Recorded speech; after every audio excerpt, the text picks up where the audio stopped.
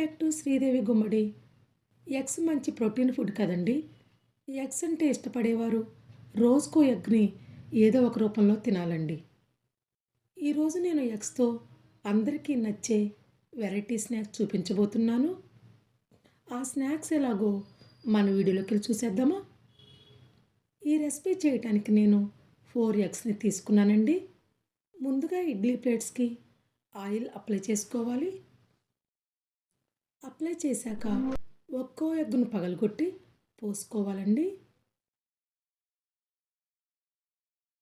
తరువాత ఇడ్లీ పాత్రలో గ్లాసు నీళ్లు పోసి నల్లబడకుండా నిమ్మబద్దను వేసుకొని ప్రీహీట్ చేసుకోవాలి.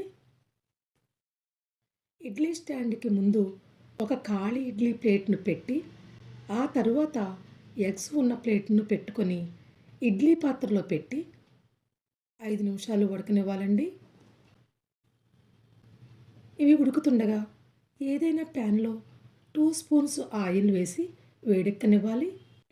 ఆయిల్ వేడెక్కిన తర్వాత ఫ్లేమ్ని సిమ్లో పెట్టుకొని 1/2 స్పూన్ అల్లం వెల్లుల్లి పేస్ట్ వేసి పచ్చివాసన పోయేంత వరకు వేగిన తర్వాత దీనిలో 1/2 స్పూన్ కారం, 1/2 స్పూన్ ధనియాల పొడి, చిటికెడు పసుపు వేసుకోవాలి.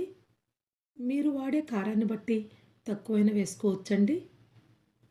అలాగే రుచికి సరిపడా salt, 1/2 spoon garam masala, 1/2 spoon pepper వేసి మంచిగా కలుపుకోవాలి.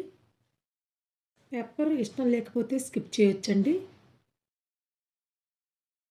తరువాత దీనిలో కొత్తిమీర, ఉల్లికాయలను కట్ చేసి వేసుకొని 2 స్పూన్స్ వాటర్ వేసి కలుపుకోవాలి.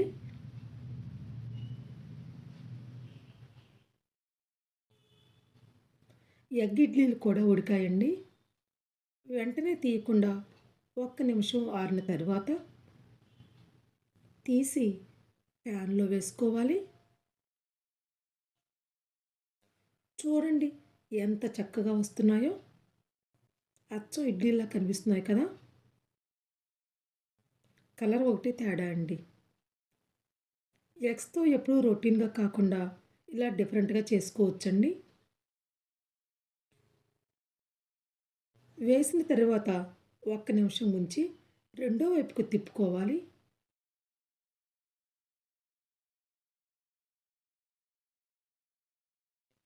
రెండో వైపు కూడా కాలిన తర్వాత వేడివేడిగా సర్వ్ చేసుకోవాలండి.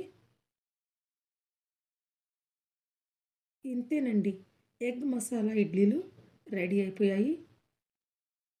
చాలా తక్కువ టైంలో ఈజీగా చేసుకోవచ్చండి. టేస్ట్ కూడా చాలా బాగుంటాయండి.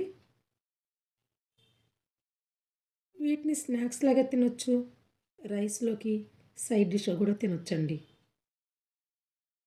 మీరు కూడా తప్పకుండా ట్రై చేయండి. Thanks for watching.